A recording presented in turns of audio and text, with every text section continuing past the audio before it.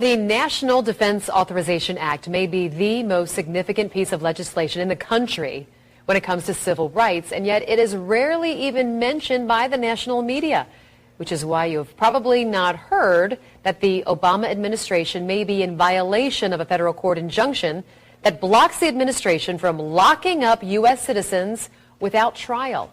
In our Commitment to Balance News, Ben has the reality check you won't see anywhere else.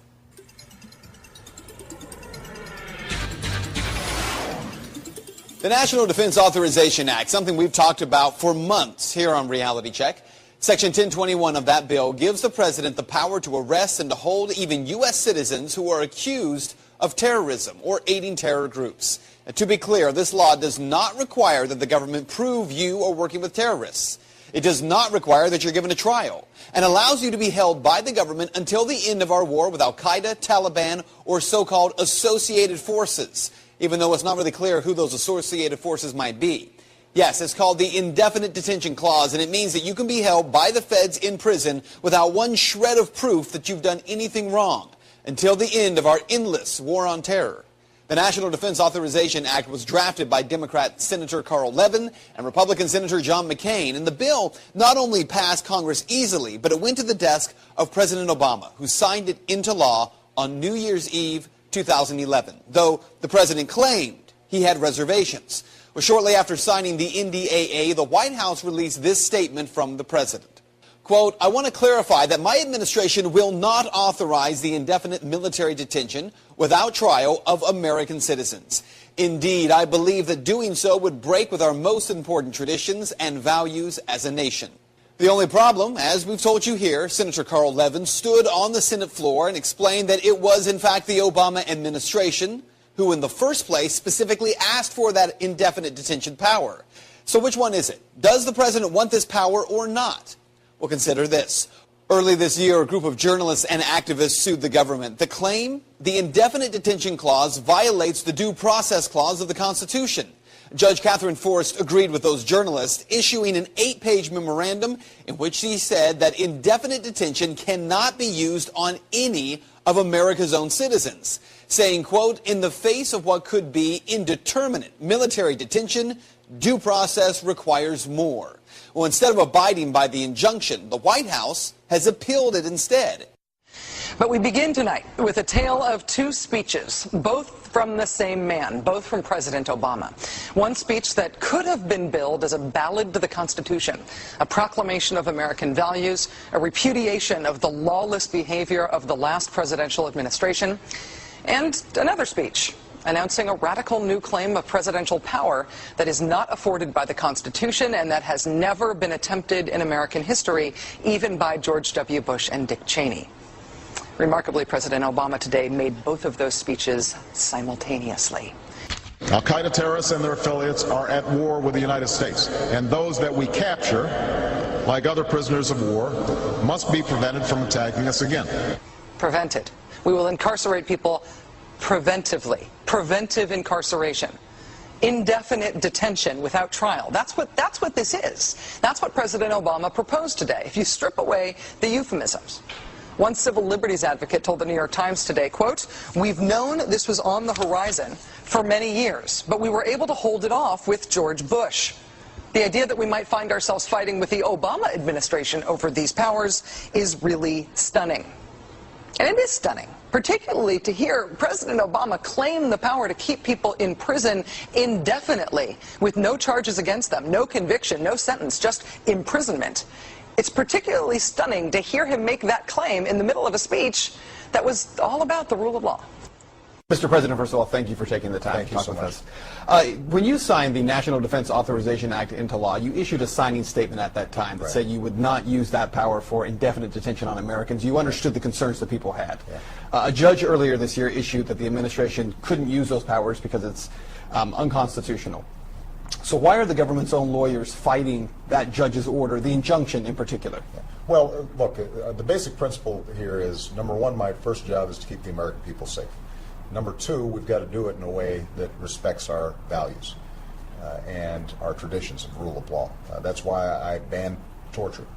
That's why I've argued that we should actually close Guantanamo. Let me ask you then also about the so-called presidential kill list that's gotten a lot of attention, and this list of folks who have been targeted for assassination. Right. And on that list have been U.S. citizens who have not been afforded trial, including Anwar al-Awlaki. How do you, as president, or any president for that matter, regardless of party or person, utilize that power to assassinate even U.S. citizens? Well, first of all, you're basing this on reports in... Last night, RT aired the presidential debate for third-party candidates, live out of Chicago. The debate was moderated by Larry King, sponsored by the Free and Equal Elections Foundation. And while neither Mitt Romney nor President Obama showed up, the candidates spoke about several topics, including something that we speak about quite a bit here at RT, the National Defense Authorization Act, signed into law by President Obama nearly a year ago. I would have never signed the National Defense Authorization Act, allowing for you and I, as U.S. citizens, to be arrested and detained without being charged. That's the reason we fought wars in this country. It's an outrage that 1021 NDAA was ever passed to start with. It's an incredible betrayal of our civil liberties that the president has assumed dictatorial rights to put us in prison at his pleasure without charge or without trial. This is unallowable and is a basic offense against the very foundation of American liberty, and it should be repealed. I should mention this debate was aired on C-SPAN and Al Jazeera as well, but none of the major cable networks aired it. Mr. President, Senator from Vermont is recognized. Mr. President, there is a war going on in this country, and I'm not referring to the war in Iraq or the war in Afghanistan. I'm talking about a war being waged by some of the wealthiest and most powerful people in this country against the working families of the United States of America, against the disappearing and shrinking middle class of our country. The reality is that many of the nation's billionaires are on the warpath. They want more, more, more. Their greed has no end, and apparently there is very little concern for our country or for the people of this country if it gets in the way of the accumulation of more and more wealth and more power. These people want to cut back on the powers of the EPA and the Department of Energy so that ExxonMobil can remain the most profitable corporation in world history, while oil and coal companies continue to pollute our air and our water. Last year, ExxonMobil made $19 billion in profit. Guess what? They paid zero in taxes. They got a $156 million refund from the IRS. I guess that's not good enough. We've got to give the oil companies even more tax breaks. So, Mr. President, I think that's where we are. We've got to own up to it. There is a war going on. The middle class is struggling for existence, and they're taking on some of the wealthiest and most powerful forces in the world. Actually, we have great cross-partisan support for the Justice Party because people fundamentally know that the system is broken, and I'm talking about both the electoral system and the system of governance. We have this dysfunctional impasse here in Washington, D.C., and it's all hurting the American people. And then in our electoral system, we know the corrupting influence that money has in our system. It's got to come to an end. And if it means a constitutional amendment, then so be it. We're talking about revolutionary changes. Why is it that not one person responsible for that financial fraud has served a day in jail or prison yet? Right. President Obama received more from Wall Street in his last election than any other presidential candidate. They bought and paid for both Congress and the White House. So I think that in our national security situation, we have to assume that Iran is an aggressive nation, that it wants to injure the United States, and is going to use surrogates to do it. Now, if you have an Iran actively seeking nuclear weaponry, as you do, And if you have the ability of that country to hand it off to a Hezbollah or an Al-Qaeda or anybody else, you withdraw from the region, you give them carte blanche to do what they want. Do you not, Congressman? See, I think you're concerned about the wrong country right now, because more than half of the Al-Qaeda that are committing suicide in Iraq right now are Saudis, and nobody even talks about look, that. I'm concerned about all the things, but when they're seeking a nuclear weapon, when a country's seeking a nuclear weapon, because no, I do not fear them as you do, as many do, because they want another war. They want to spread this war. This has been the plan by the neoconservatives to have this major overall, this revamping of the whole Middle East, precisely the reason the Al-Qaeda is growing. The Al-Qaeda is growing because of our policy. Our national security is threatened because of our policy, and it makes it much worse. So I see the Iranians as acting logically and defensively. We've been fighting the Iranians since 1953. We overthrew their government through the CIA in 1953. We were allies with Saddam Hussein in the 1980s, and we encouraged him to invade. All right, so I just want to get there. We don't need a history lesson, but I do want to get this on the record. You have to understand. I do understand the region, man, but we don't have time to do the history lesson tonight. You can't. Believe me, we're never going to get up. Well, if you think that if we withdraw off the Gulf, if we get our people out of there, there's not going to be any more terrorism, then you're living in the dreamland. You didn't even want to go into Afghanistan and punish those people, did you? You're wrong, Bill. You're wrong on that. I voted for that, so you be careful on your quotes. I mean, well, in the debate, you said you don't want to be there. You don't want to be in Afghanistan. Well, they didn't do what we were supposed to. We were supposed to go after Osama bin Laden. We let him go into Pakistan. We didn't let him go anywhere. He escaped in there. That's war. That's what happens in war. Know. But what did we do? We went into doing exactly what Bush said he wouldn't do, into nation building. All right, let me do. I got one more question. We're in Afghanistan now, trying to have that country stem back the Taliban tide. Are we doing the wrong thing there? Right now, we're doing the wrong thing because we didn't do what he was authorized to do. The president ignored going after bin Laden, and we don't need to be in nation building. We need to defend this country and defend our national security, and our national security interests are not served by the policy that we're following in the Middle East. It's undermining our national security. Congressman, we got it. Have to come to realize it.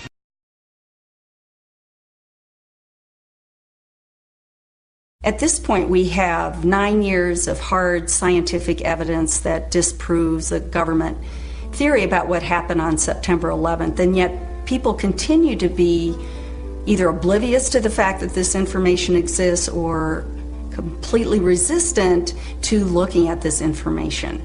My name is Marty Hopper, and I'm a PhD clinical psychologist. I've been working and living for the past 30 years here in Boulder, Colorado. For the past 11 years, my work has focused on helping people who have experienced personal trauma. Now, as we know, the horrors of what happened on 9/11 were televised all over the world, and they were televised, in fact, live. We witnessed the deaths of almost 3,000 of our fellow Americans. We know this had a very severe and traumatic impact on a majority of the population. I myself cried for weeks after September 11th. A friend of mine who is a psychologist in practice here in Boulder said that her caseload increased tremendously after 9/11, and people that she hadn't seen in 10 years were coming back into her practice. So I think it's safe to say that collectively as a nation, because of what happened on September 11th, we experienced trauma. I'm Fran Schur, and I have a master's degree from the University of Colorado. I've had a private practice as a psychotherapist and as a licensed professional counselor for about 20 years. Why do people resist this information, the information that shows that the official story about 9/11 cannot be true? What I've learned is that as humans, each of us have a worldview, and that worldview is usually formed in great part by the culture we grow up in. When we hear information that contradicts our worldview, social psychologists call the resulting insecurity cognitive dissonance. For example, with 9/11, we have one cognition, which is what the official story of 9/11, what our government told us, what our media repeated to us over and over, that 19 Muslims attacked us. On the other hand, we have what scientists, researchers, architects, engineers are now beginning to tell us, which is that there is evidence that shows that the official story cannot be true. So now we've lost our sense of security. We are starting to feel vulnerable. Now we're confused. 9/11 Truth challenges some of our most fundamental beliefs about our government and about our country. When your beliefs are challenged or when two beliefs are inconsistent, cognitive dissonance is created. 9/11 Truth challenges the beliefs that our country protects us and keeps us safe and that America is the good guy. My name is Bob Hopper, and I have a PhD in clinical psychology from the University of Cincinnati. For the past 29 years, I've been a licensed PhD clinical psychologist in Boulder, Colorado. When your beliefs are challenged, fear and anxiety are created. In response to that, our psychological defenses kick in, and they protect us from these emotions. Denial, which is probably the most primitive psychological defense, is the one most likely to kick in when our beliefs are challenged. I'm Danielle Dupré, PhD, originally from Switzerland, where I studied psychology and psychoanalysis. For the past 15 years, I've been empowering people who have experienced significant trauma. America is a powerful nation. It has never been attacked. We were confident, we felt secure, and all of a sudden that security collapsed. People started to be fearful. With all those rumors, those news, people didn't know what to think about. And it's a very, very uncomfortable state to be in. And eventually our mind shuts off. Just like when a computer is overloaded, our minds get overloaded. We can't handle it anymore and we shut down. It's easier to deny it and move on with our lives.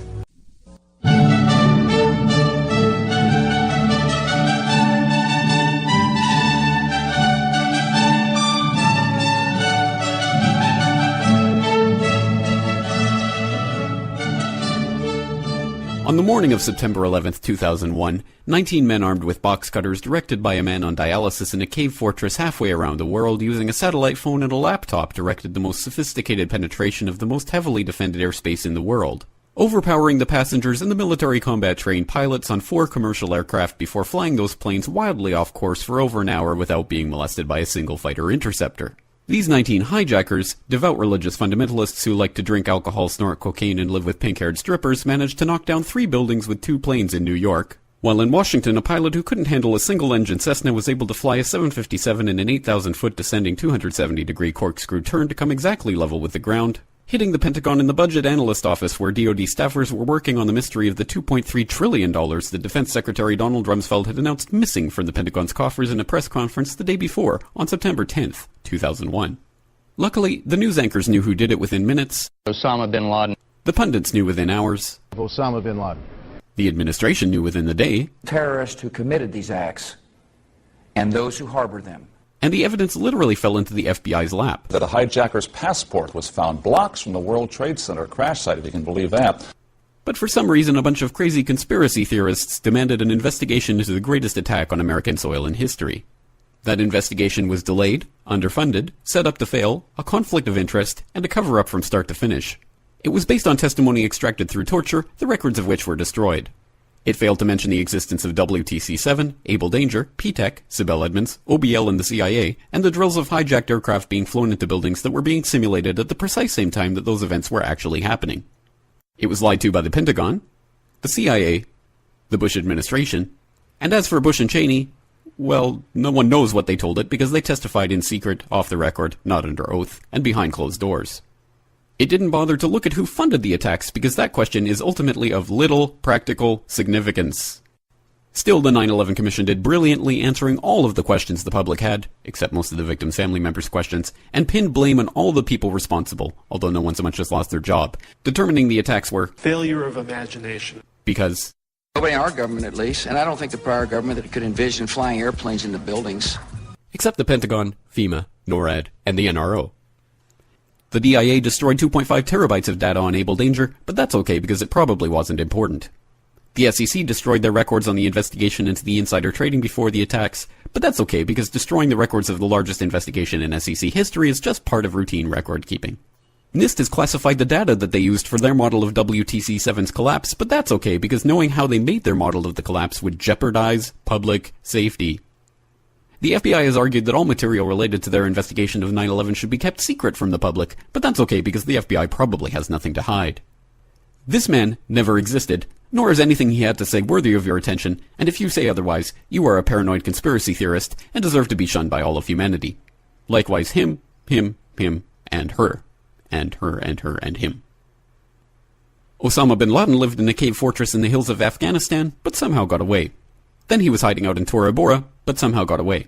Then he lived in Abbottabad for years, taunting the most comprehensive intelligence dragnet, employing the most sophisticated technology in the history of the world for a decade, releasing video after video with complete impunity and getting younger and younger as he did so, before finally being found in a daring SEAL team raid which wasn't recorded on video, in which he didn't resist or use his wife as a human shield, and in which these crack special forces operatives panicked and killed this unarmed man, supposedly the best source of intelligence about those dastardly terrorists on the entire planet.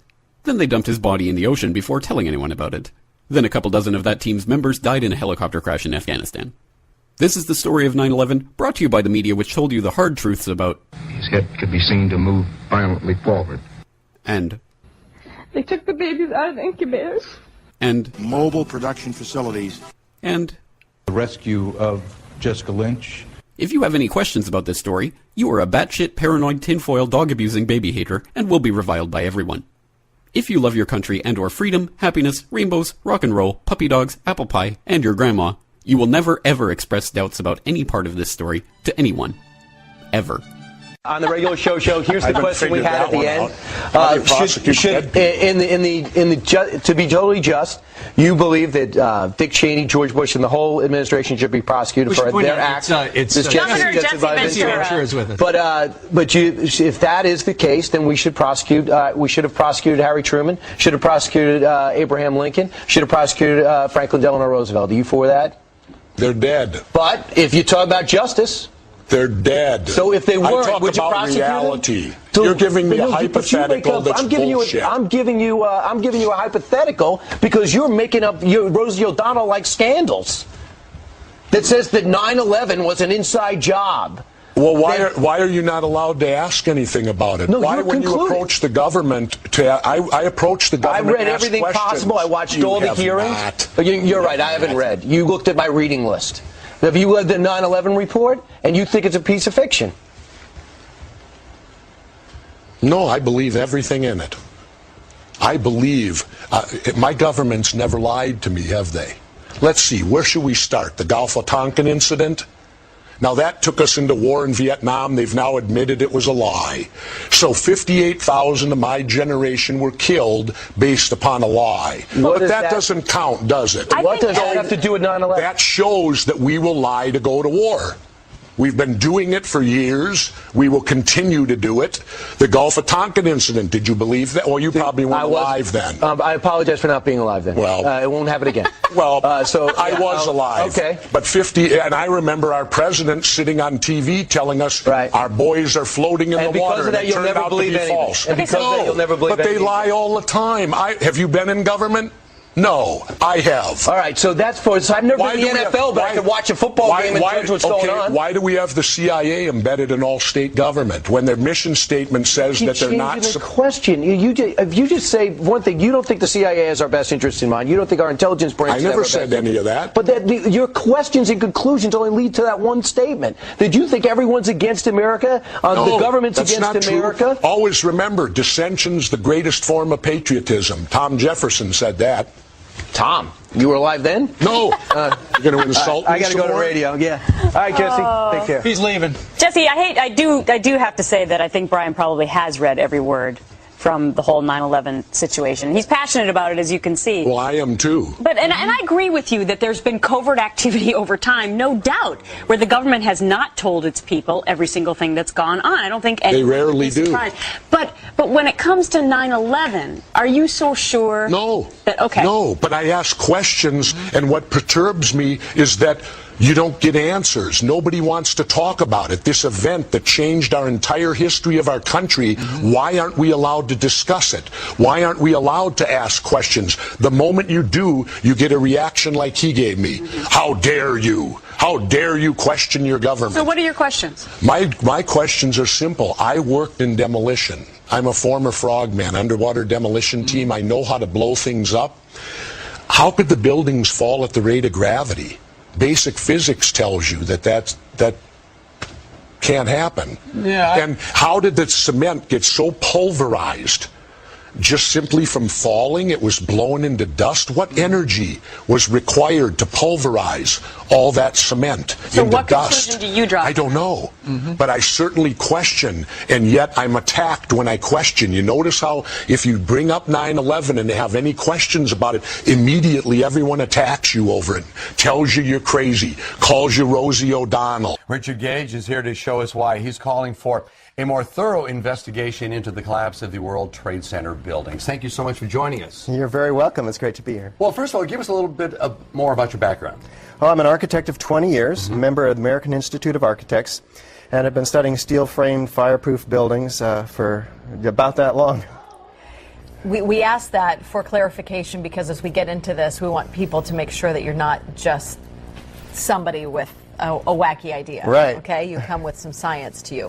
What is the official reason for the collapse of the World Trade Center towers? Well, we're told that the planes hit the buildings and there was an explosion and a fire, and about an hour and a half later, in the case of the North Tower, the buildings collapsed due to structural weakening due to the fires.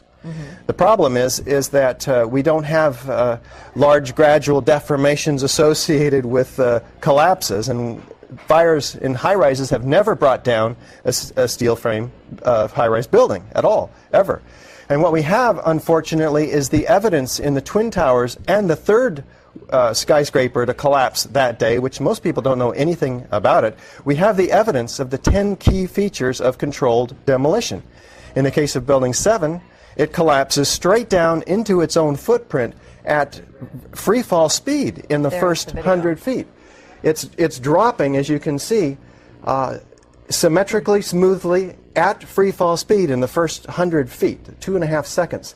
This is uncanny. There's 40,000 tons of structural steel designed to resist this collapse. Is it, what, a 47-story building? Yeah, this is called Building 7, right? A football field away from the Twin Towers. Oh, okay, so what we're showing is left what happened. In fact, right is a controlled where you are using, or the people who made this happen, used demolition. Indeed, and this is a direct comparison.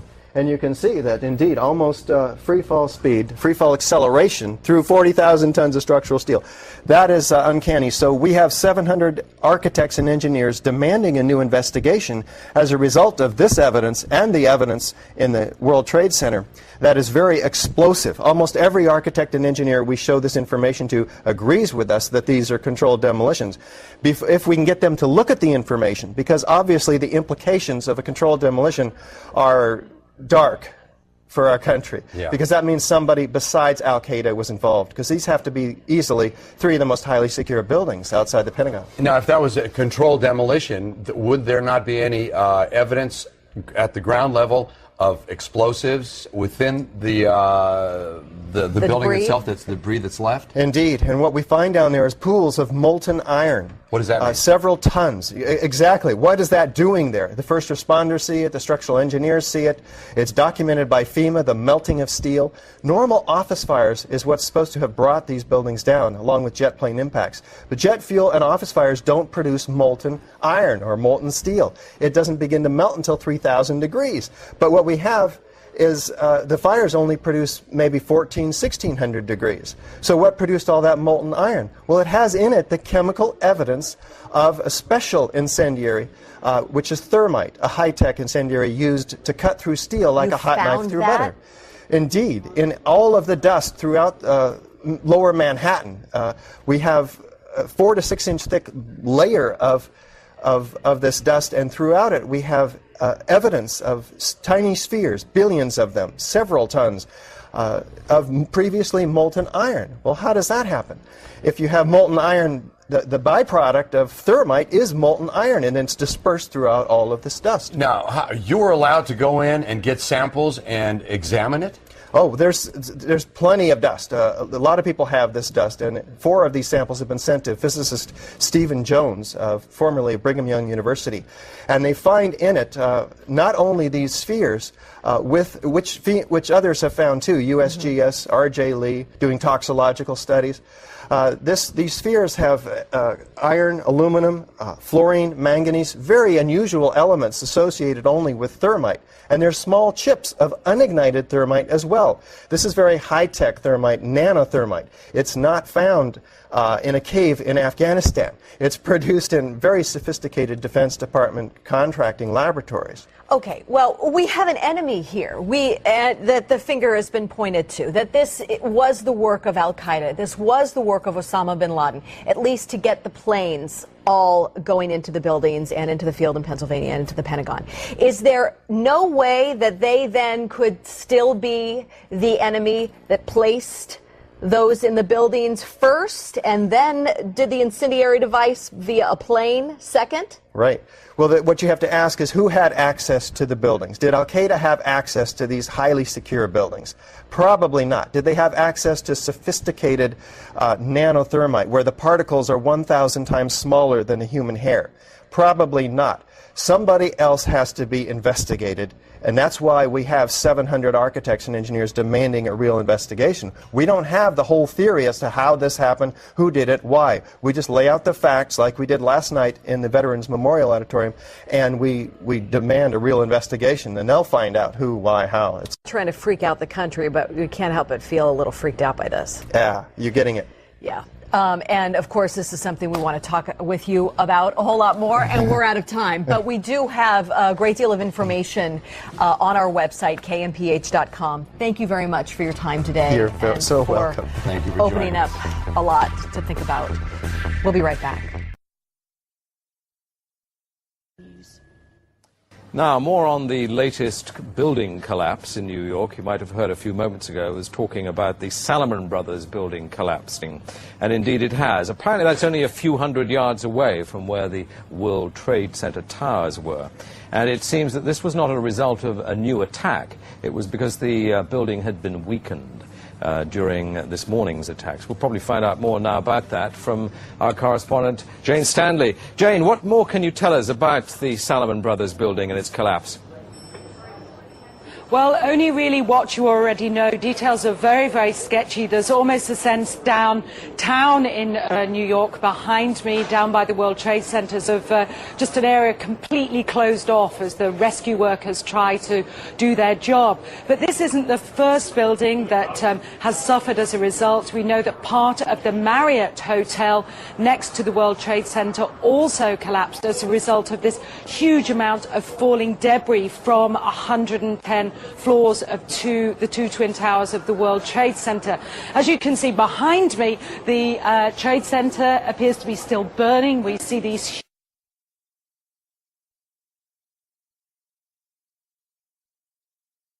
I remember getting a call from the fire department commander telling me that they were not sure they were going to be able to contain the fire.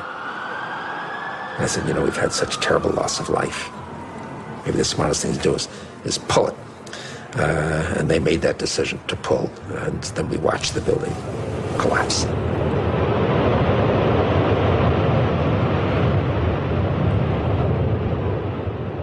Blast, shoot, blow, and pull are terms used in the demolition industry to refer to bringing down buildings, bridges, and other structures. For us to call our event off. As we prayed about that, in the past, we did have one idea. This idea we put out in prayer to God, that if He would want us to call this off, if we have accomplished our goal, then our thought was the American people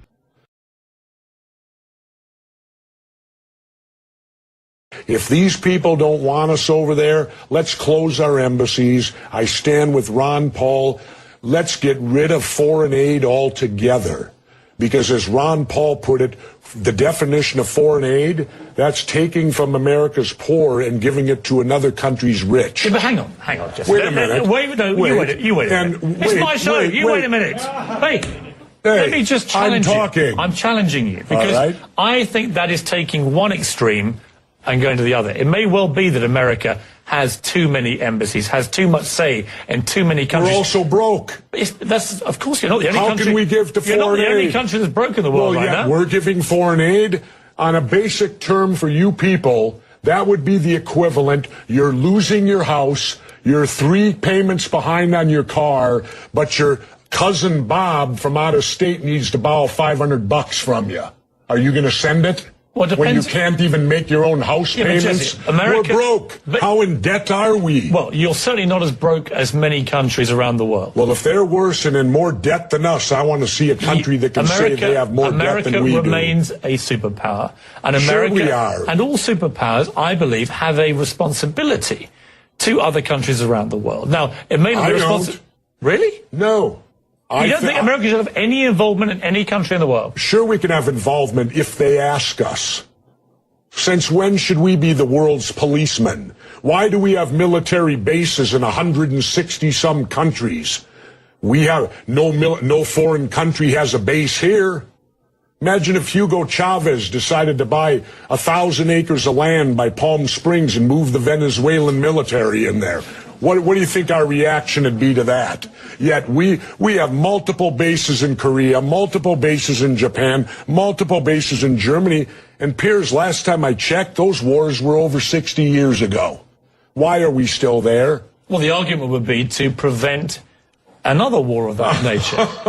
Why would you laugh at that? Isn't there a reality that there are lots of people out there who would like to harm America and its interests? Our military today is so advanced we can be anywhere in the world in a matter of seconds, minutes or hours. We do not need to be an empire like Rome occupying with our military throughout the world. And if you notice, I'm getting nothing but nods out here, Pierce, you think from America regular would be American cities. Would America be safe without any embassies in any country? I'm not saying necessarily to get rid of embassies. Absolutely have embassies. But if these Middle Eastern countries are going to behave towards us the way they do, then let's get the hell out of there.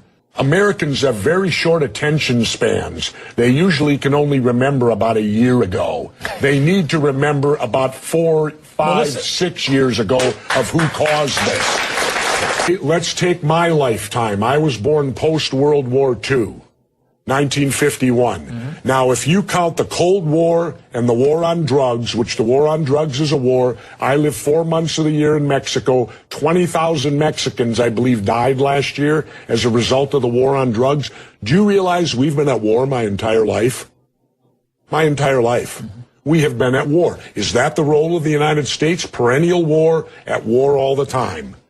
No, I've had enough of it. Let's listen to Jimi Hendrix for a moment, who's on my shirt. Blimey. Jimi Hendrix. Quote from Jimi Hendrix, the greatest guitar player ever. That's the first time they've applauded you in the last 10 minutes. All right. Was when you invoked the name of Jimi Hendrix. Jimi Hendrix. When the power of love overtakes the love of power, then we'll have peace.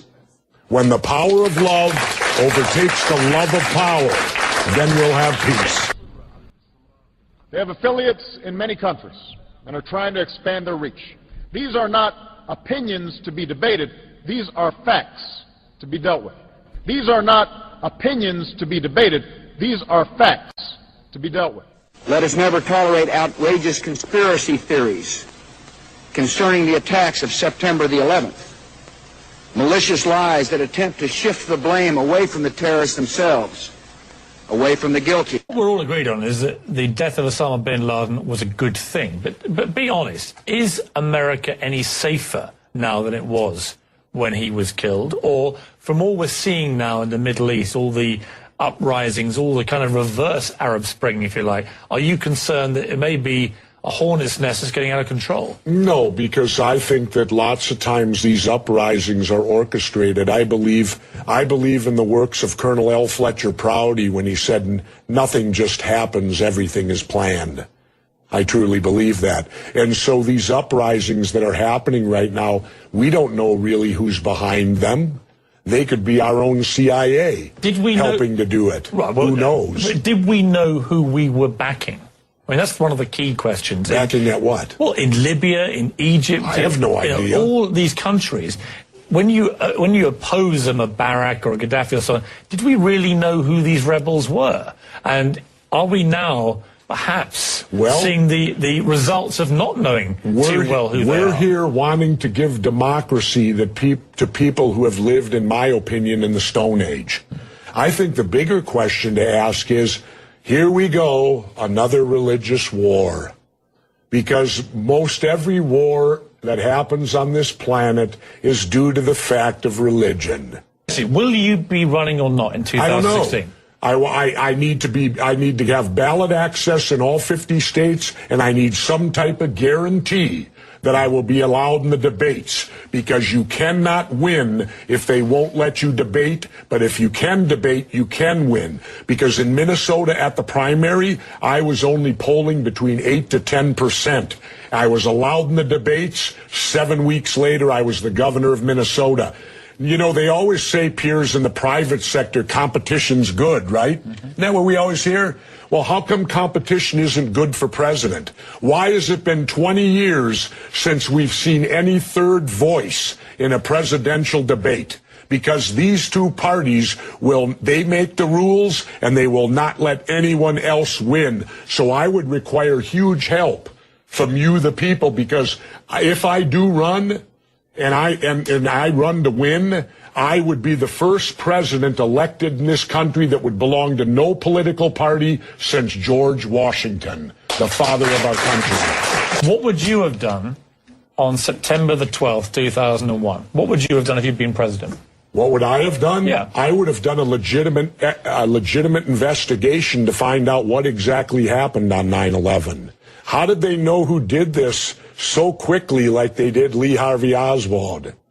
How quick they knew Lee Harvey Oswald killed Kennedy. Because the people who did it were identified and we knew who they were. Well, then why couldn't we have stopped them beforehand if they were identified and we knew who they were? It was a failure of intelligence. Everyone's accepting No, it wasn't. We knew before with Condoleezza Rice's memo on August 6th, when it stated right in the memo, bin Laden to steal planes and run them into buildings. And more stuff is coming out now also, how much the Bush administration ignored the intelligence. It was almost like they ignored it because they wanted it to happen. Oh, come off it, Jesse. No, not oh, come off it. Wait a minute. Every war fought starts with a false flag operation. You can't, in all seriousness, sit there and try and make out anybody. Okay, let me ask you this, Piers. Wait a minute. Let me ask you something. How much studying have you actually done of 9/11 other than what the government's told you and what mainstream media has told you? I've been studying it 4 years. I was editor of a national newspaper. I've talked to people. Wait a minute. Depth every day for 5-6 months. Really? So I know a lot about it. Well, one thing I do know is, let me ask you this then. You cannot say that any member of the Bush administration knew it was going to happen or wanted it to happen. It's a ridiculous thing to say. Ridiculous. Okay, let's talk about your BBC. I have a tape of a BBC reporter broadcasting directly back to England, talking about a third building has collapsed. World Trade Center Building 7 talks for 7 minutes. All the while she's talking, World Trade Center Building 7 is still standing right behind her. It didn't fall for another half hour. Yet they were doing a pre-broadcast back to England yes, it's true, you need to that this building fell and it hadn't fallen yet. If you're trying to make out the British Broadcasting Company, one of the most respected news organisations in the world, was inventing huge buildings falling over, you need to have a break, Jesse. We'll come back after the break and we'll talk about Israel and Iran. Are you kidding me? This is a fact, my friend.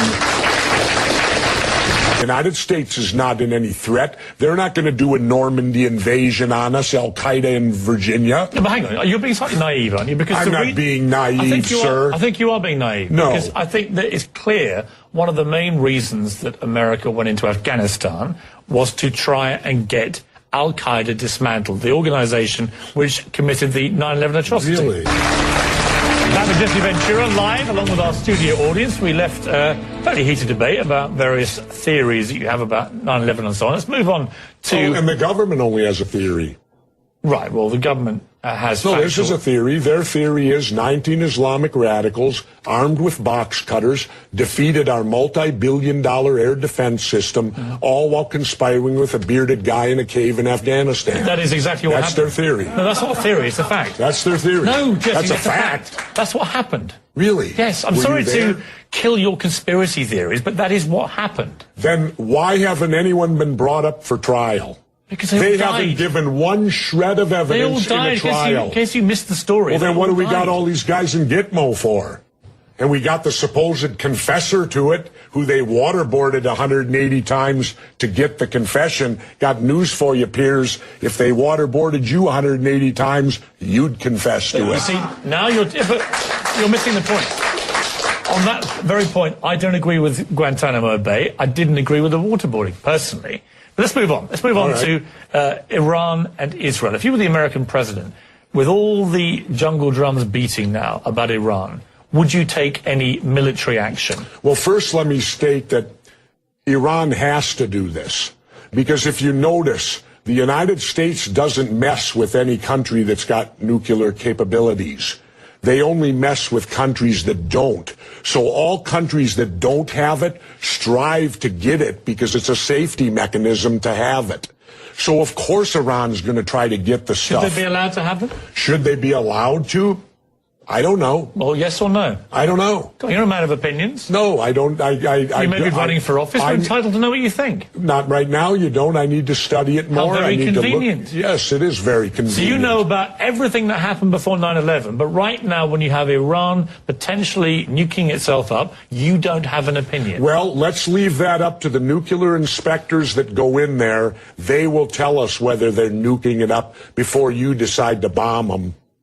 I didn't decide to bomb anybody. No, but you seem to be very favorable. You're trying to put words it. into my mouth all the time, which is it's not a very good technique when you're debating with somebody. Just stick to facts. Well, how many political offices have you held? None. Then don't tell me how to debate, because I've held 2. Oh, I've debated many times. But you've never won an election where a debate was required. I think you make some very sensible points, and you make some crackpot points. That's your opinion? Yes. How many people here think I make crackpot points? Yeah. 1. How many think I make sensible points? You're in a minority, my good friend. You're the minority.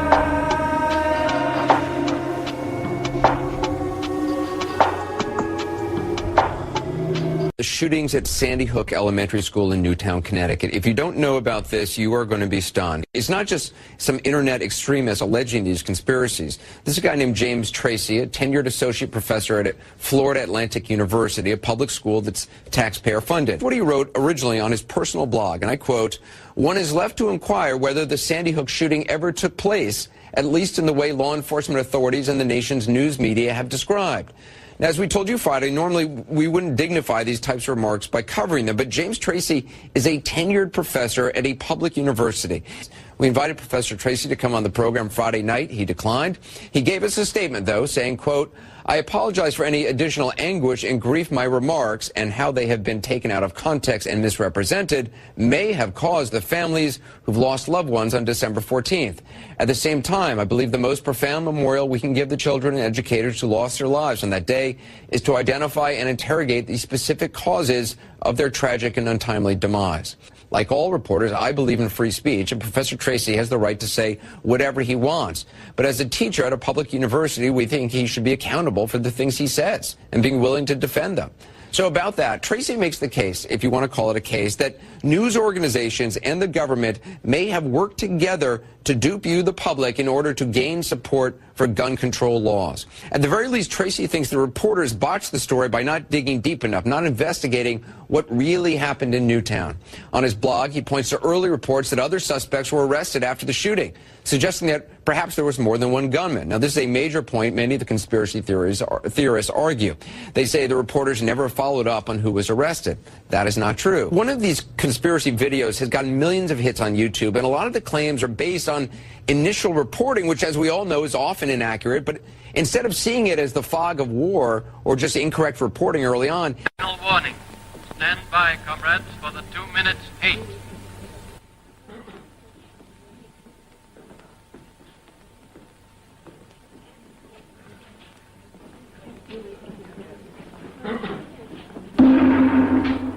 This is the face of our enemy. Look at him, the Eurasian butcher, the reveler in atrocities, the world criminal. This is the enemy our brave soldiers fight in the jungles and the deserts of the polar snows. This is the enemy against whom our brave sailors man the floating fortresses. This is the enemy we can see, but worse than he is the enemy within, the enemy of the people, Emmanuel Goldstein, traitor to the party, arch conspirator, leader of the accursed brotherhood, director of spies and saboteurs. This is he. For Goldstein, we can feel only one thing.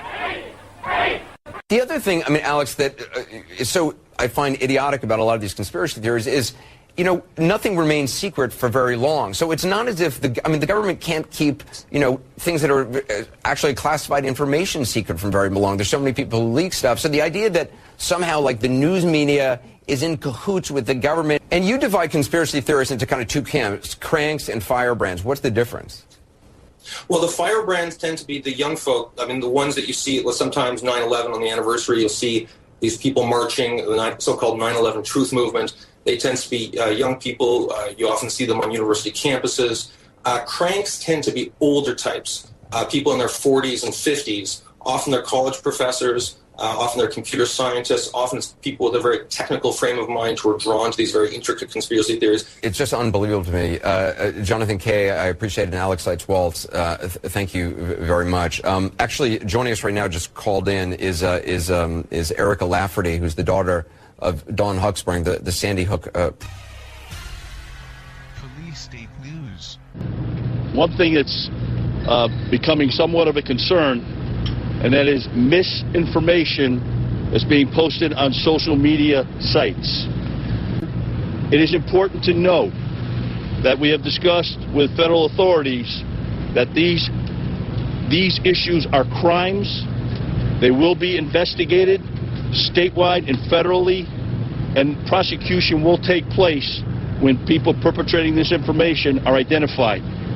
Again, all information relative to this case is coming from these microphones, and any information coming from other sources. For questioning official narrative of shooting. This is from Paul Joseph Watson. This came out today. Facebook is suspending user accounts that question the official narrative behind the Sandy Hook school massacre following a warning by Connecticut State Police spokesman J. Paul Vance. Second, Connecticut school shooter suspect in custody.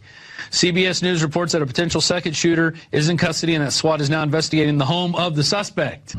Okay, we haven't heard word of this person. So Lieutenant John Paul Vance or J.P. Vance, whatever your name is, we have questions. Who was this guy? Who has such magical powers that they could be arrested by police on the scene of one of the worst mass shootings in history, and we never hear a peep of him? How is that possible? I want to know. Let's go to the video. It's believed at this hour, and it's been confirmed to ABC News by state police there in Connecticut, that 2 shooters were initially believed involved in the mass shooting. One of those shooters now dead. What's not been confirmed is whether or not that gunman took his own life or whether or not there was something that ensued after authorities began arriving at the scene.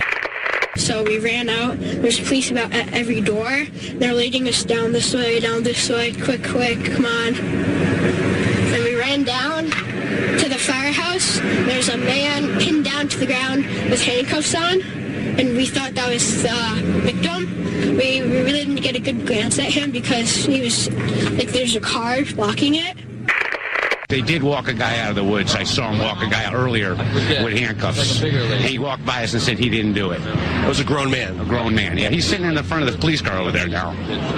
So, I mean... He didn't have a gun?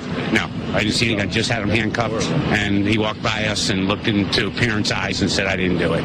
How was he dressed? Camo pants with a dark jacket. Press road. Other units take up station point in that driveway.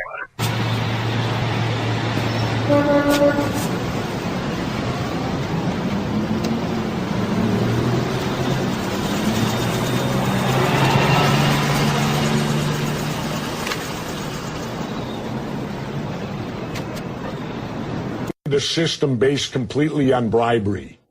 Now, if we do bribery, it's hypocrisy. If we do bribery in the private sector, we go to jail.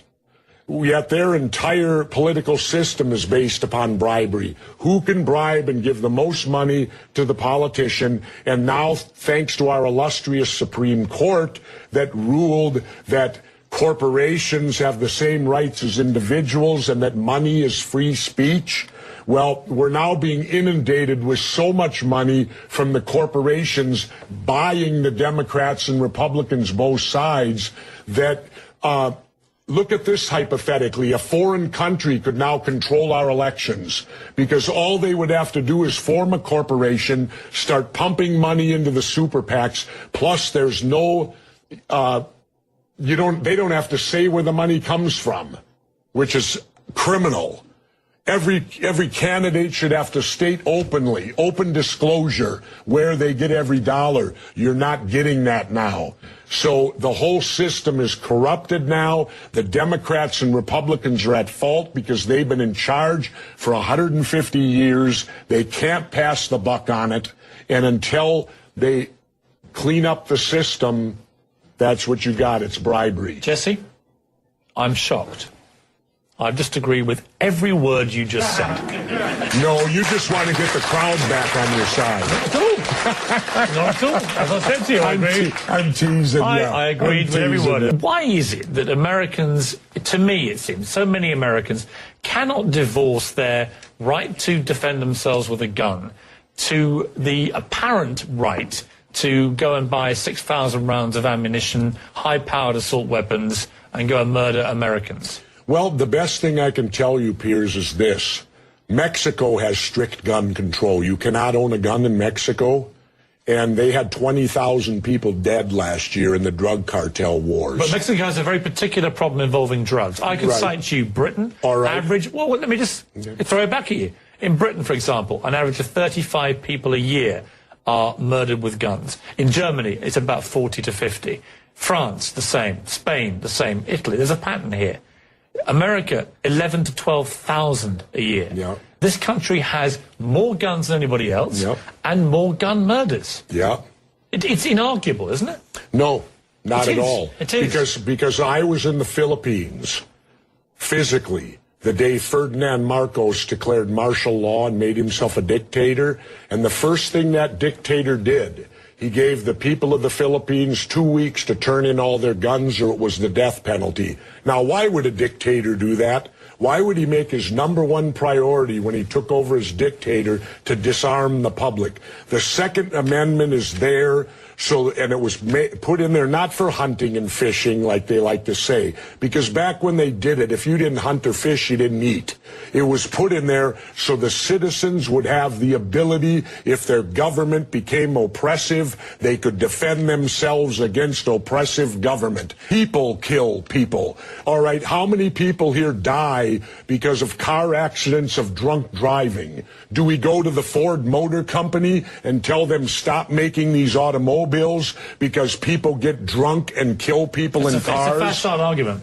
It's a what? It's a facile argument. There's no equivalence between drunk driving and lethal firearms. My point is... Wait a minute. A car is a 2,000-pound projectile that can go 100 miles an hour. I have no problem with an American believing that their right under the Constitution is that they can defend themselves, especially in their own home, if they're being attacked and they have a weapon. It's also against government. I have a big problem with a disturbed young man, as we saw in Colorado, being able to buy 6,000 rounds of ammunition and a high-powered assault weapon and go into a movie theater and blow away 70 Americans. I have a big problem with that. Well, and nobody else in America in high office seems to share that big problem. Well, I'll tell you what, Piers, I have a conceal and carry license.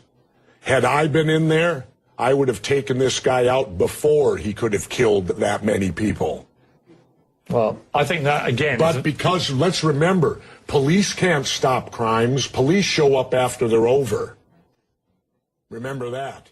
How would you mark them? How would you scale them? And what would you say to them? What I'd do is I'd replace the buzzers with a machine gun and just take them all out and do the public a massive favour. What do you make of Piers Morgan these days? Well, I watch him occasionally. He's very different from me. I never gave opinions. Piers gives his opinions. The show is a lot about him as much as the guests. I used to make the guests the star of the show. And while we're on the subject, new rule: crazy people who still think the government brought down the Twin Towers in a controlled explosion have to stop pretending that I'm the one who's being naive. How big a lunatic do you have to be to watch two giant airliners packed with jet fuel slam into buildings on live TV, ignite a massive inferno that burned for 2 hours, and then think, well, if you believe that was the cause? Stop asking me to raise this ridiculous topic on the show and start asking your doctor if Paxil is right for you.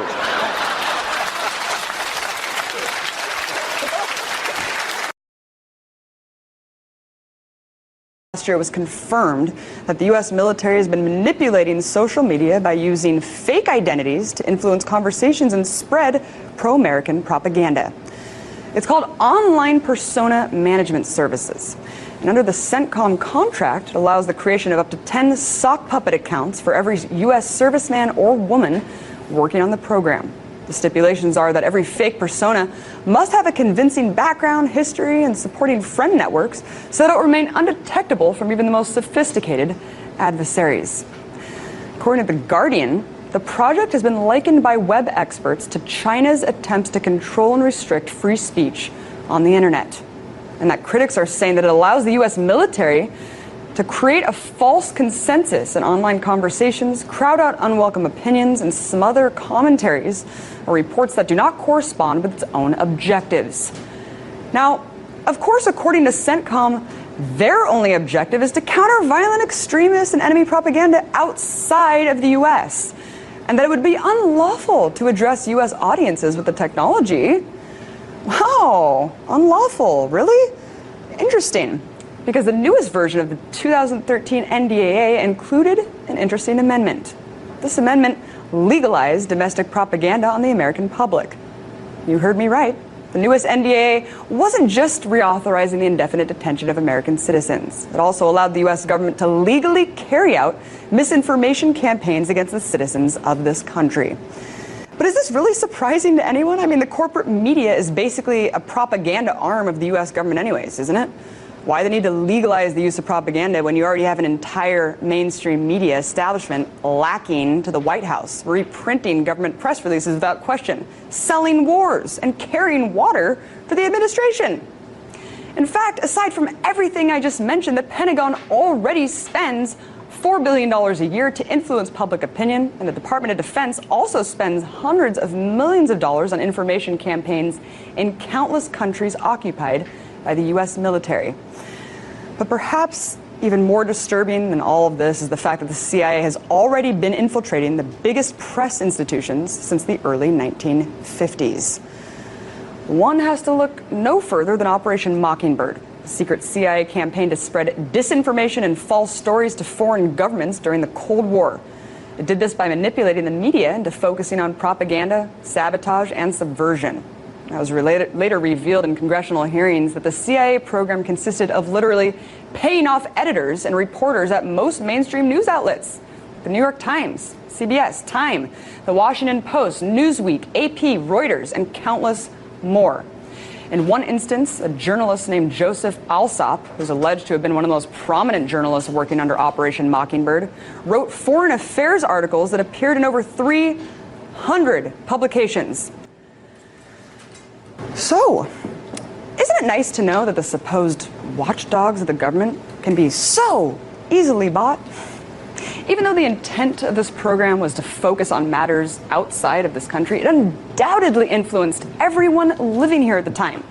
People to this day could still be reading and referencing these articles, not knowing that they're completely fake. And sure, this is more than 50 years ago, but let's face the facts here.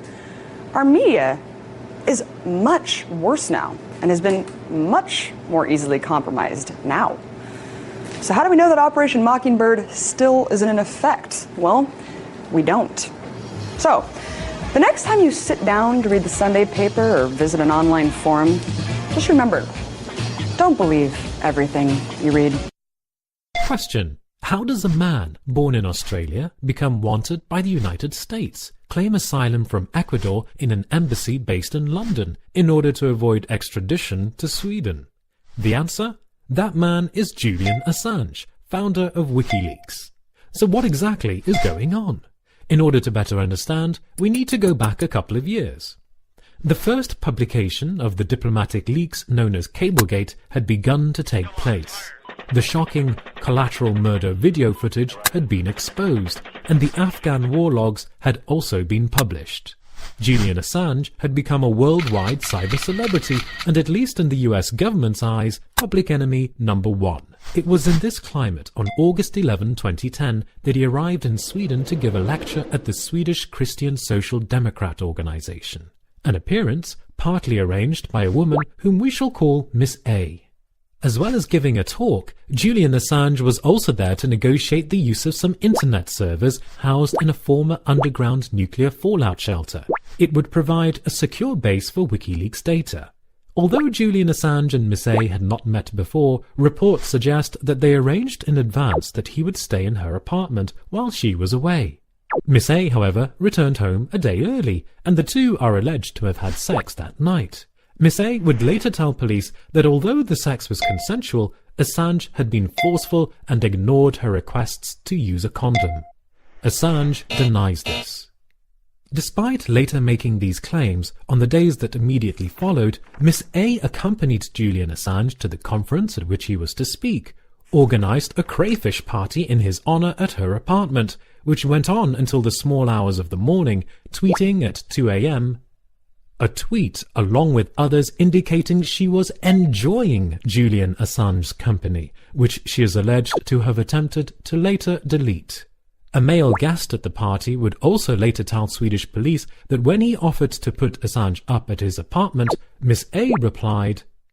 The next day, Assange attended a dinner party organized by Swedish Pirate Party founder Rick Falkvinge, with whom Assange had negotiated the use of the servers in the fallout shelter. Miss A again accompanied Assange through this dinner and left with him. If this behavior seems a little inconsistent for someone who would later claim that she had been sexually assaulted 2 nights prior, things get stranger. The following day, Julian Assange allegedly had sex with another woman who had also attended the August 14 conference. We'll call her Miss W. On August 19, Miss W and Miss A managed to get in contact with each other and allegedly share concerns they have about aspects of their respective sexual encounters, mainly that Assange hadn't used a condom. Miss A asks him to move out, which he did the next day. On August 20, Miss A accompanies Miss W to the Klara police station in central Stockholm, simply to inquire as to whether it would be possible to compel Assange to take an STD test. Miss A, it is alleged, had gone along primarily to support Miss W.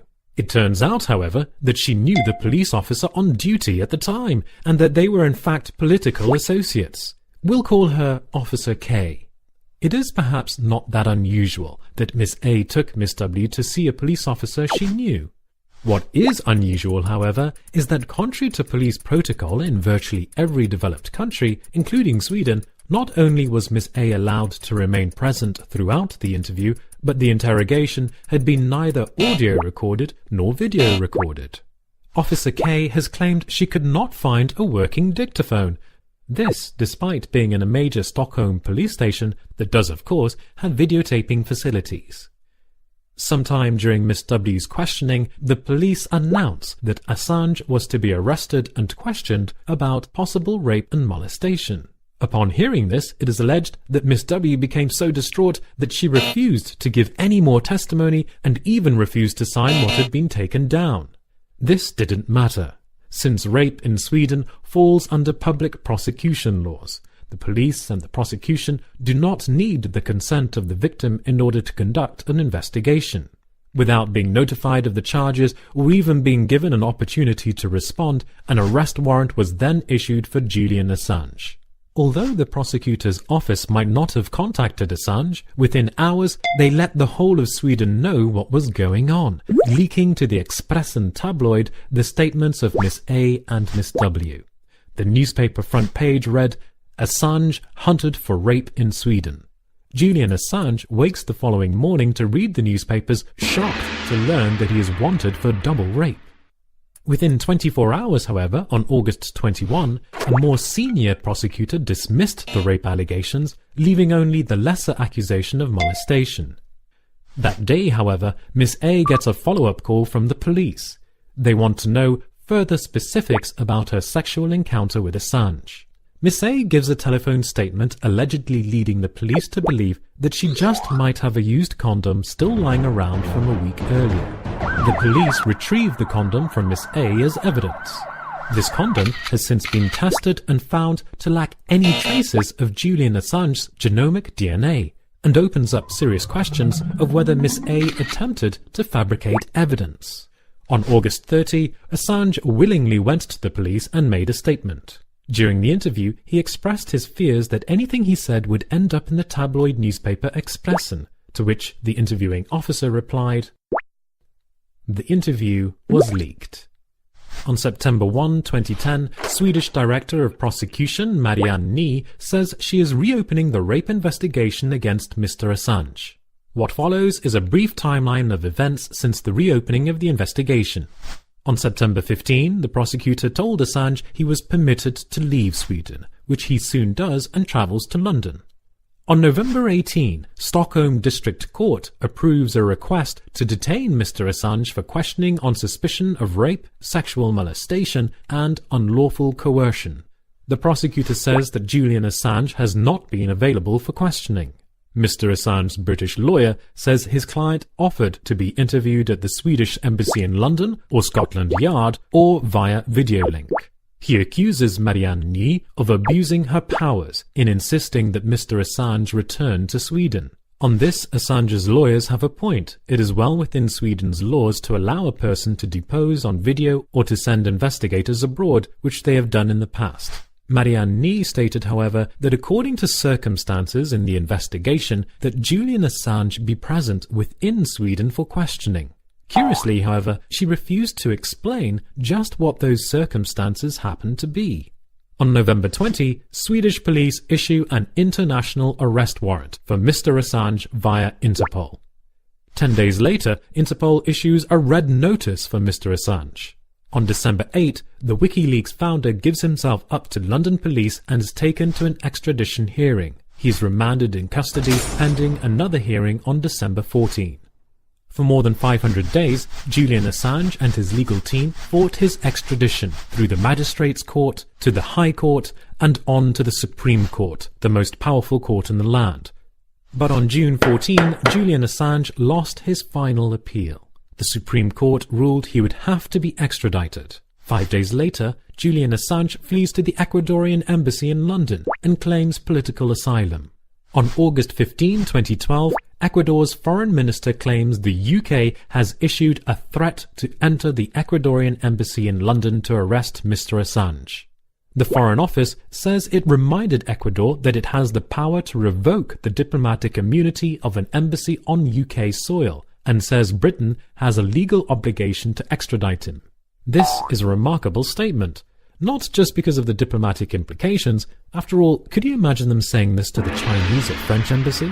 But because, when faced with the same legal obligations to extradite former Chilean dictator Augusto Pinochet over a decade ago to Spain to face war crimes, murder and torture charges, Britain refused to comply. On August 16, Ecuador grants asylum to Mr. Assange, saying there are fears his human rights might be violated if he is extradited. The UK government expresses its disappointment. And so we arise at a stalemate. Julian Assange holed up inside the Ecuadorian embassy, the British police outside with orders to arrest on sight, the Swedish prosecutors steadfastly refusing to compromise, and the US authorities standing on the sidelines, suitably vague as to their intentions. And what of Australia, Assange's home country?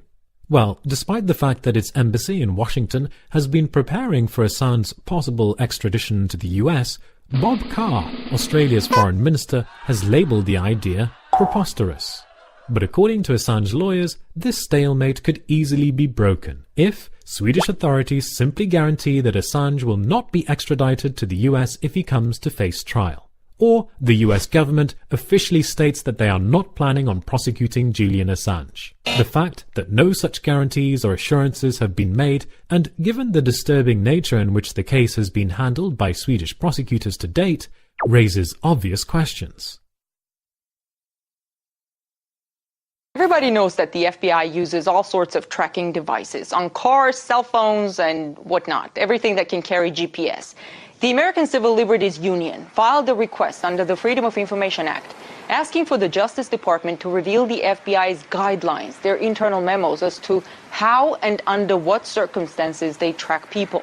As of now, there is no clear understanding among Americans of when they will be subjected to tracking, possibly for months at a time, or whether the government will first get a warrant.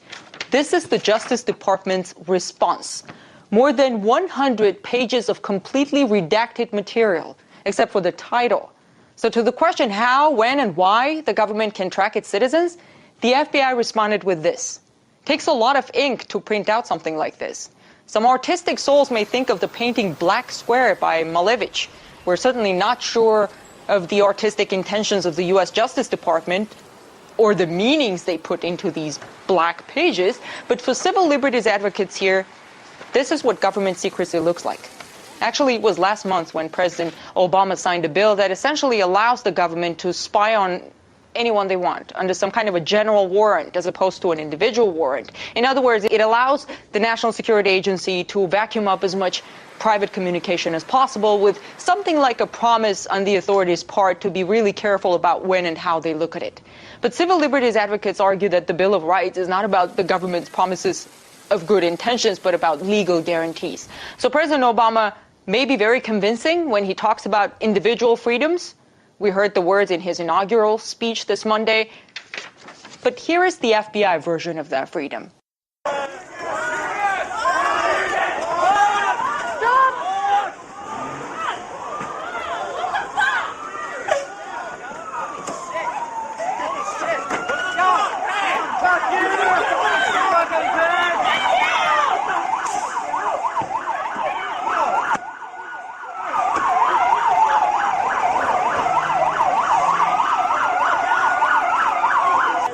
Some guy just got chased down and thrown in a car for no reason.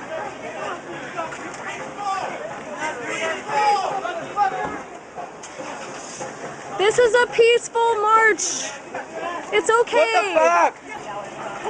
No cops. No KKK. No fascist USA. No cops. No KKK. No fascist USA. No cops. no KKK, no fascist USA. Cops, no KKK, no fascist USA. No cops, no KKK, no fascist USA. No cops, no KKK, no fascist USA. Fuck you guys. Why are you doing that? What did he do? Why are you doing that? Ask yourselves why. Why? Fucked him up. Fuck you guys. The Secret Service came and took a kid. Yeah, you just did it. You shit. Fucking assholes. What's your name? Coming this way. Are they in the bridge? Anywhere. Are we trapped here?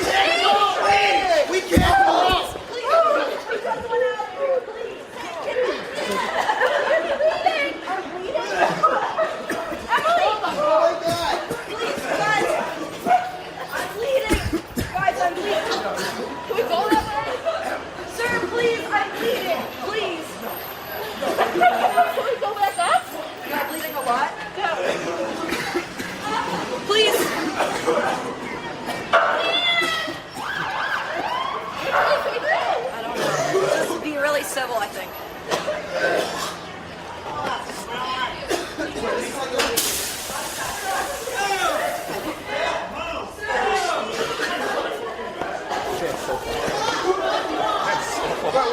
They fucking trapped us and gassed us. What the fucking traitor? What the fuck is wrong with you? You're a fucking traitor. You're nothing but a fucking traitor.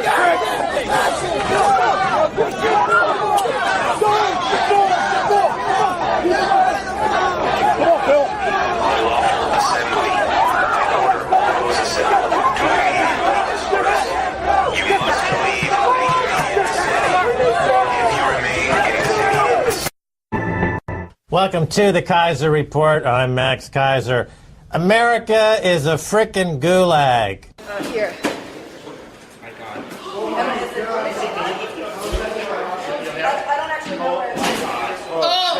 Is it bleeding a lot? Do you even call people? Call 911. Just remain calm. Okay. I need you to breathe. I need you to breathe. Yeah, I'm fine right now as long as I don't have to see it. No, I'm not. I'm just getting a little nervous. It's okay.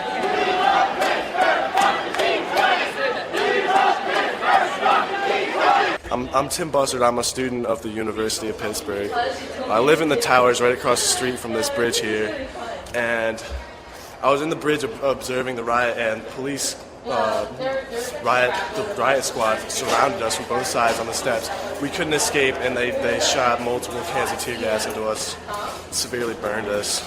I mean, I feel like I'm on fire. My face feels like it's on fire. My nose is running, my eyes are burning, but I definitely feel like our rights have been violated. We were just observing, and they were shooting tear gas into us. Who was responsible? The police, the chief of police. They have no business infringing on our campus. Citizen, and you shall be arrested for having freedom of speech and using the First Amendment of the United States Constitution. The Constitution is a very dangerous concept. Do not dare try to invoke the First Amendment of the United States Constitution. This is no longer America. This is Walmart, the United States of America.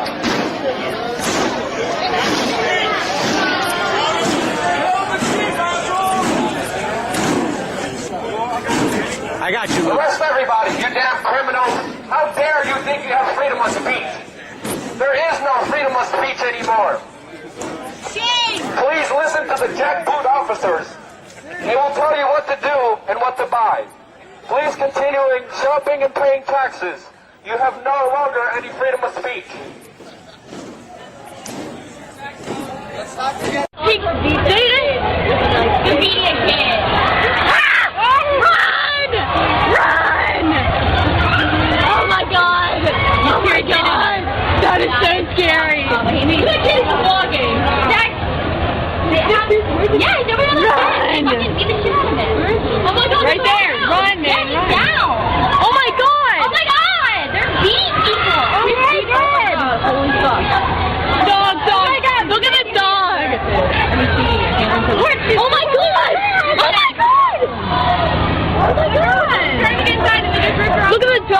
like killer.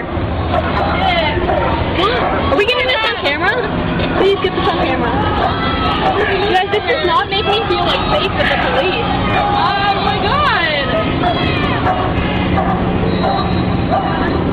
Oh my god, these dogs are so scary. Is she okay? She's not moving. That's right. America is becoming a gulag. What if Steve Jobs, the founder of Apple, had done 50 years in prison for his blue box shenanigans? Support Obama after the banker bailouts and extension of the war? I mean, my support for Obama was very conditional to begin with. I never had hopes that it would be beyond the sort of centrist Democratic president that he is now. Many people, some of us hoped that because he looked like a different president and he talked like a different president, there would be a different kind of president. Clearly hasn't been. But I'm not waiting around for him to change. The people of Occupy Wall Street are not waiting around for him to change. This is a movement from the bottom up. It's a movement that has to be reckoned with. This country and the planet is owned and run by people who don't deserve to. They do it in the name of profit. They do it in the name of privilege. They do it at the expense of human rights and the expense of environmental rights. What you're seeing in the currently 1,300 cities, towns, and hamlets across the world that are being occupied is people across the spectrum who do not feel represented by their corporate masters. They do not feel represented by their government sponsors. They do not feel represented by the Tea Party, the Democratic Party, the Republican Party are having their voices to be heard. I think it's about time. About sort of President Obama not having the courage potentially to have hold Wall Street accountable for the crimes. What are the crimes and why does he have the courage? Well, the crimes are the fact that people can no longer afford to keep their homes. That's a crime. While the bankers who torpedoed the Wall Street malfeasance that originally torpedoed the economy goes unaccounted for. Those are huge economic crimes which cause death and destruction to the poor and working class families in the United States. Well, these people are just like, oh, I lost $1 billion, but I still got $3 billion in the bank. I'm off to my yacht. Seek peace. Peace out. Those are the kind of crimes. But you can't. If you're the president of the United States, you can't prosecute those crimes because you depend on those people. In what sense? To get into office, to stay in office. Those are the interests that you serve. I worked for a United States Senator for 2 years, Senator Alan Cranston from California. And while he was a very progressive person, more progressive than Obama, I got to witness firsthand that every day he was on the phone asking rich guys for money. None of that money comes for free.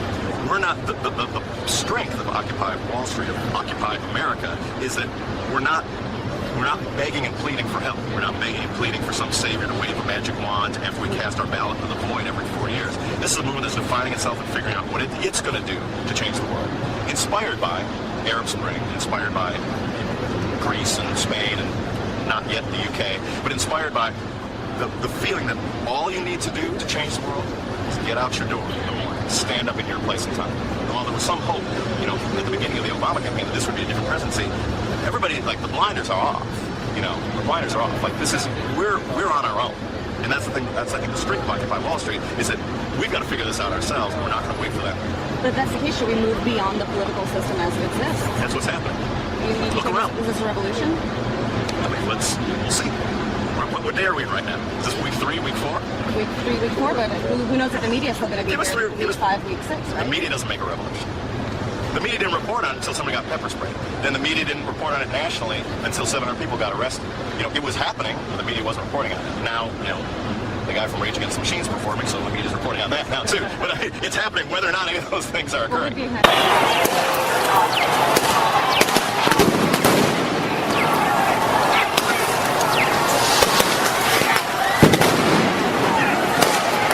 Oh, fuck! Hey, back up, back up, back up!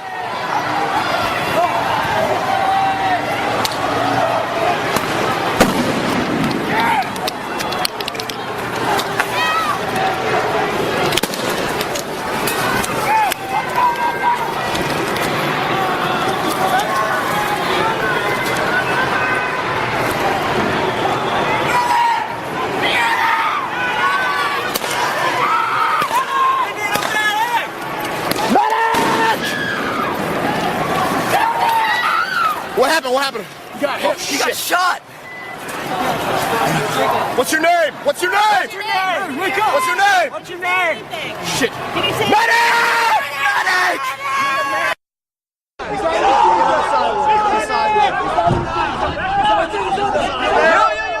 Officer!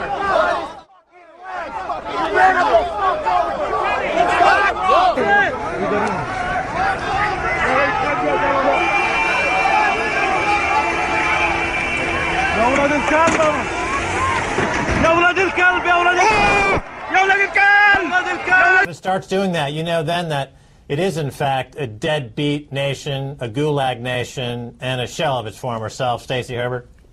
Yes, Max. This is referring to Aaron Swartz, the internet activist, the man responsible for stopping SOPA. The young man, 26, he killed himself a little bit over a week ago. Now, I've been thinking about the fact that tyranny has been in the news. It's been on CNN, the Young Turks, MSNBC. Everybody's covering this story, this interview that Alex Jones gave with Piers Morgan.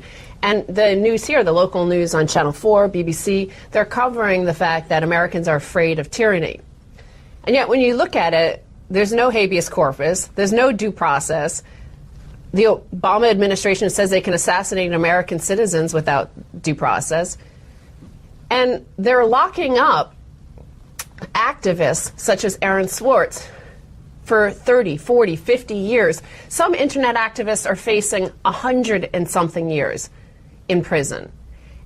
And to me, that seems like what you used to see with gulags. It's an extreme punishment for what are the brightest people in the world. Sometimes you see these really, really, really brilliant 19, 20-year-olds, 21-year-olds, and, okay, they make a mistake. Maybe they do a minor offense. Maybe they should be punished a little bit for hacking into some computer system like Stratfor. But should they face 125 years in prison? And I tried hard to be proud of my service, but all I could feel was shame. And racism could no longer mask the reality of the occupation. These were people. These were human beings.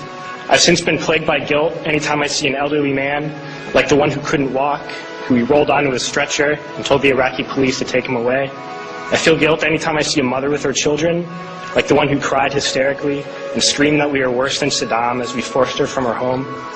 I feel guilt anytime I see a young girl, like the one I grabbed by the arm and dragged into the street. We were told we were fighting terrorists. The real terrorist was me, and the real terrorism is this occupation. Racism within the military has long been an important tool to justify the destruction and occupation of another country. It has long been used to justify the killing, subjugation, and torture of another people. Racism is a vital weapon employed by this government. It is a more important weapon than a rifle, a tank, a bomber, or a battleship. It is more destructive than an artillery shell, or a bunker buster, or a Tomahawk missile. While all those weapons are created and owned by this government, they are harmless without people willing to use them. Those who send us to war do not have to pull a trigger or lob a mortar round. They do not have to fight the war, they merely have to sell the war. They need a public who's willing to send their soldiers into harm's way. They need soldiers who are willing to kill and be killed without question. They can spend millions on a single bomb, but that bomb only becomes a weapon when the ranks in the military are willing to follow orders to use it. They can send every last soldier anywhere on earth, but there will only be a war if soldiers are willing to fight. And the ruling class, the billionaires who profit from human suffering, care only about expanding their wealth, controlling the world economy. Understand that their power lies only in their ability to convince us that war, oppression, and exploitation is in our interest. They understand that their wealth is dependent on their ability to convince the working class to die to control the market of another country. And convincing us to kill and die is based on their ability to make us think that we are somehow superior. Soldiers, sailors, Marines, airmen have nothing to gain from this occupation. The vast majority of people living in the U.S. have nothing to gain from this occupation. In fact, not only do we have nothing to gain, but we suffer more because of it. We lose limbs, endure trauma, and give our lives. Our families have to watch flag-draped coffins lowered into the earth. Millions in this country without health care, jobs, or access to education must watch this government squander over $450 million a day on this occupation.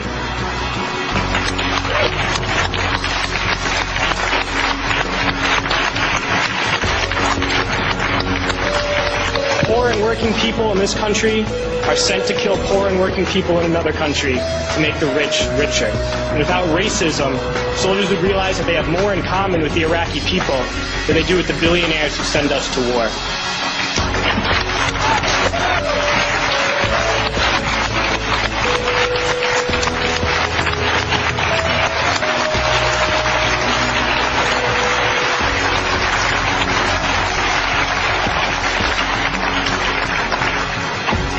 threw families onto the street in Iraq, only to come home and find families thrown onto the street in this country, in this tragic and unnecessary foreclosure crisis.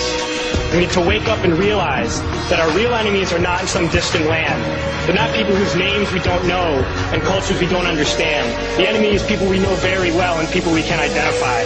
The enemy is a system that wages war when it's profitable. The enemy is the CEOs who lay us off from our jobs when it's profitable. It's the insurance companies who deny us health care when it's profitable. It's the banks who take away our homes when it's profitable. Our enemy is not 5,000 miles away. They are right here at home. If we organize and fight with our sisters and brothers, we can stop this war, we can stop this government, and we can create a better world.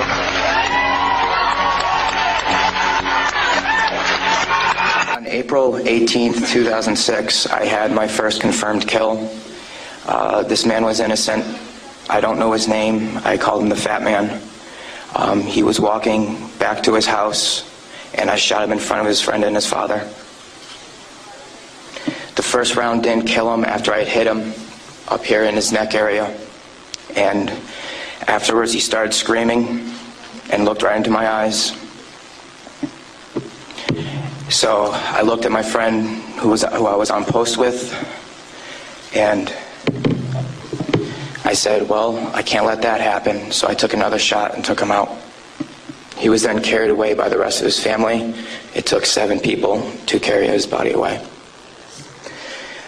We were all congratulated after we had our first kills, and that happened to have been mine. My company commander personally congratulated me, as he did everyone else in our company. This is the same individual who had stated that whoever gets their first kill by stabbing them to death will get a 4-day pass when we return from Iraq. This man right here was my 3rd confirmed kill. As you can see, he was riding his bicycle. Later on in the day, we went ahead and we had CBS Laura Logan with us, but she was with the other squad.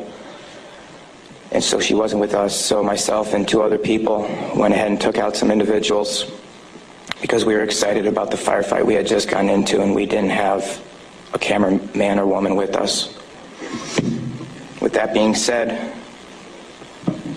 anytime we did have embedded reporters with us, our actions would change drastically. We never acted the same. We were always on key with everything, did everything by the books.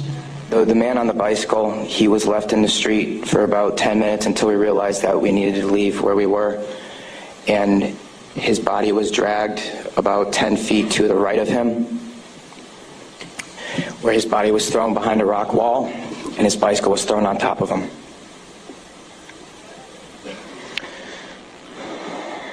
We were responsible for going on several patrols. A lot of the raids and patrols we did were at the night, around 3 o'clock in the morning, around there. And what we would do is just kick in the doors and terrorize the families. That was an image taken around 3 o'clock in the morning through night vision goggles. And that is the segregation of the women and children and the men.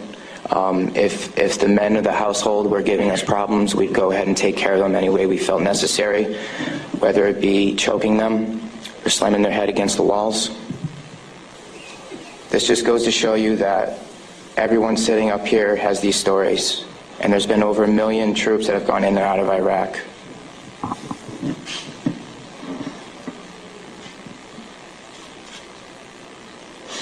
Those 4 crosses and this memorial service were for the 5 guys in Kilo Company, 3rd Battalion, 8th Marines that we lost. Throughout our unit, we had 18 that got killed.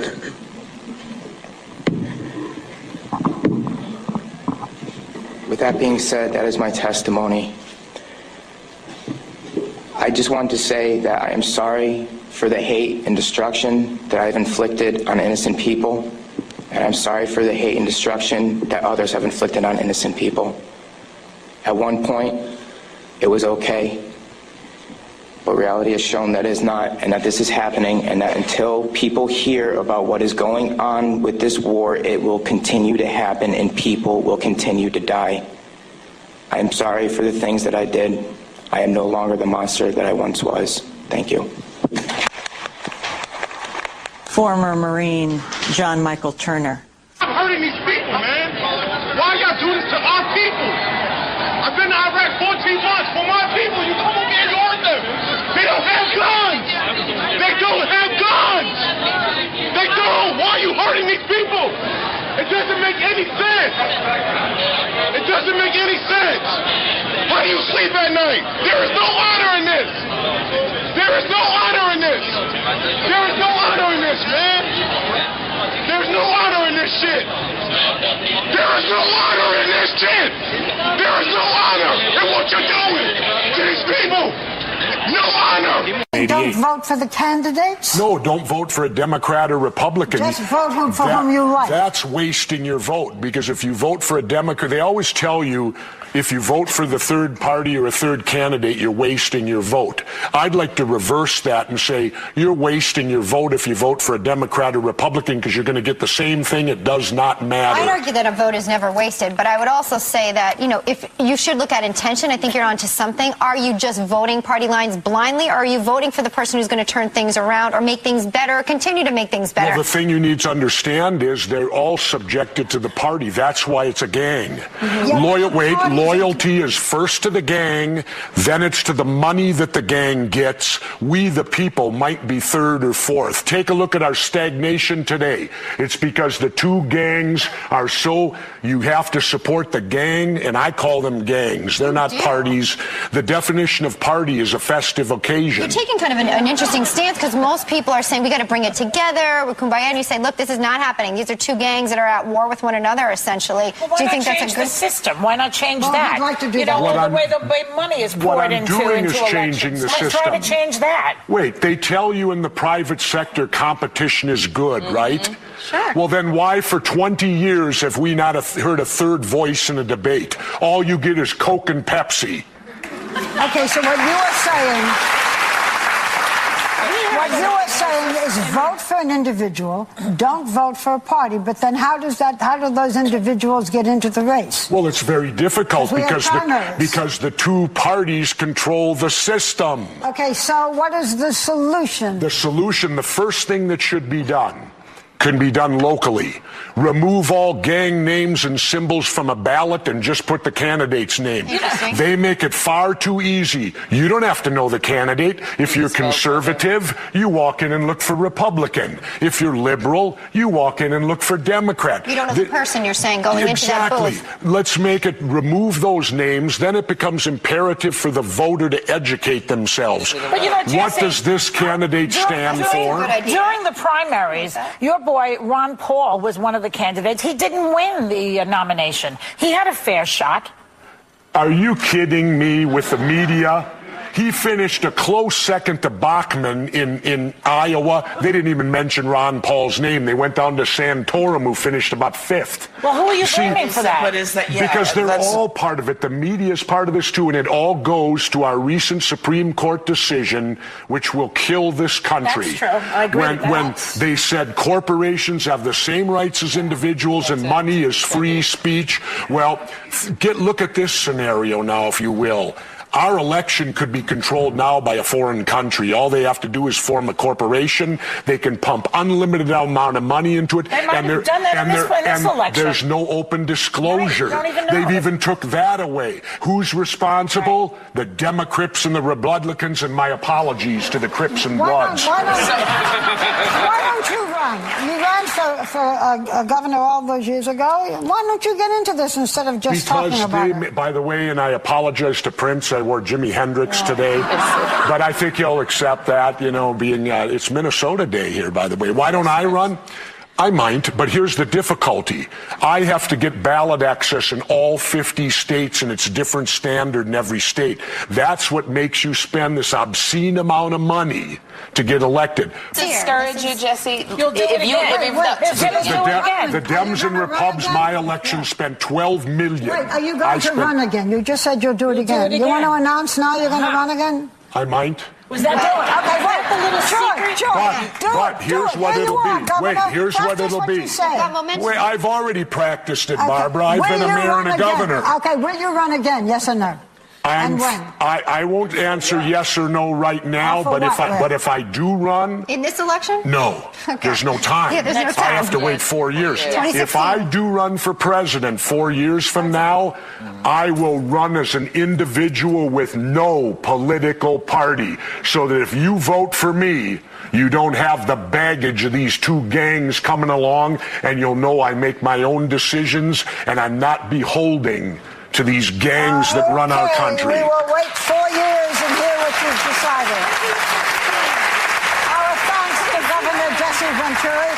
You are always interesting, and it's always fun to wrestle with you. I gotta go. What are you gonna say, quick? One last thing I want people to understand. These multi-corporations, do you realize they spend more money on lobbyists than what they pay in taxes? Yes, they do. Now, what should that tell On you? that provocative note, we thank you. We're going to tell you that members of our audience are going home with Governor Ventura's book. You are always interesting. Come back again, and we'll be right back. There's a term, once a Marine, always a Marine, but there's also the term, eat the apple, F the core. I don't work for you no more. He just equated gun owners to Nazis. And Chihuahuas. If you don't like that, write it down. We've given you command. You shouldn't like that. defending that? That's offensive. You're defending him with fighting citizens, Nazis? You will please be quiet because this is not your turn to talk. You guys want to have an educational meeting. You can have one of your own and see who shows up, and that's fine. Right now, We're the ones who showed up for yours. Yeah, we showed up for yours. The Second Amendment in the Bill of Rights. It's a bar against tyranny. Educate us, doesn't matter why they included it. The question is, do we want it? Do we need it now? And is it relevant to today's time? Sir. Freedom of religion doesn't matter. While you're standing up, I sat here and I'm in here right now, and I would like to agree with the professor. Everyone standing in this room right now, especially the veterans in this room right now, know that we are all Americans. The problem with this country right now is it's us and we need to stop this crap. Now, the thing I would like you to answer, sir, and I did go to war for this country.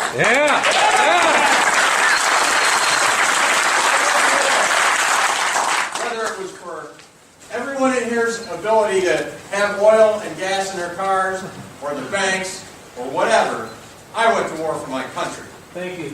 And I went to war for your ability to have the First Amendment to say what you stood up there and said today, write what you want to write in your newspaper, and have whatever opinion you want to have. You can practice whatever religious freedoms you want. I would like you to answer the question. Since you just said that one of the rights that I went to war over to defend, that is inalienable to every American citizen, if this discussion was going on about your First Amendment rights, would you still have the same opinion that we don't need that anymore either? You didn't hear my answer. I did hear your answer. We all did. You said the Second Amendment no longer matters, and we might not need it right now. That's not what I said. Your question. What were the reasons for the Second Amendment at the time it was adopted? And I said, it doesn't matter what their reasons are. What matters is whether or not it's relevant today, and that's the answer.